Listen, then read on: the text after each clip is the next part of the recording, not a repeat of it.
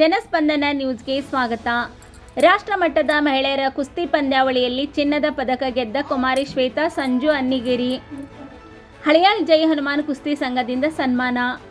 August 16ರಿಂದ 18, 2024 ನಡೆದ ಹರಿಯಾಣದ ರೋಹ್ತಕ್ನಲ್ಲಿ ನಡೆದ 23 ವರ್ಷದ ವಯೋಮಿತಿ ಒಳಗಿನ ರಾಷ್ಟ್ರಮಟ್ಟದ ಮಹಿಳೆಯರ ಕುಸ್ತಿ ಪಂದ್ಯಾವಳಿಯಲ್ಲಿ ಹಳಿಯಾಳದ ಕುಸ್ತಿಪಟ್ಟು ಕುಮಾರಿ ಶ್ವೇತಾ ಸಂಜು ಅನ್ನಿಗೇರಿ 58 kg ವಿಭಾಗದಲ್ಲಿ ಚಿನ್ನದ ಪದಕ ಗೆದ್ದು ಹಳಿಯಾಳ ತಾಲೂಕಿಗೆ ಕೀರ್ತಿ ತಂದ ಕುಮಾರಿ ಶ್ವೇತಾಗೆ ತಾಲೂಕಿನ ಜೈ ಹನುಮಾನ್ ಕುಸ್ತಿ ಸಂಘದಿಂದ ಅಧ್ಯಕ್ಷರು, ಸರ್ವ ಸದಸ್ಯರು ಹಾಗೂ ತಾಲೂಕಿನ ಕುಸ್ತಿಪಟ್ಟು ಅಭಿಮಾನಿಗಳ ವತಿಯಿಂದ ಅಭಿನಂದನಾ ಕಾರ್ಯಕ್ರಮ ಏರ್ಪಡಿಸಿ ಗೌರವಿಸಿ ಸನ್ಮಾನಿಸಿದರು.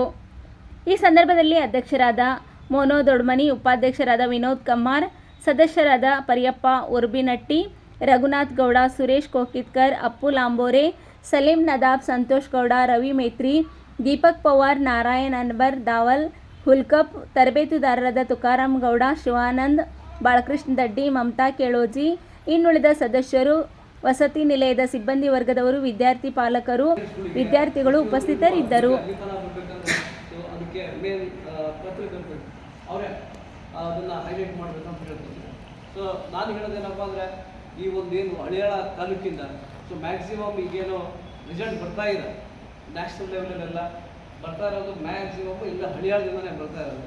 ಅದು ಹೇಳಕ್ಕೆ ಖುಷಿ ಪಡ್ತೀನಿ. ಇದಕ್ಕೊಂದು ಜೋರಾಗಿ ಚಪ್ಪಾಳೆ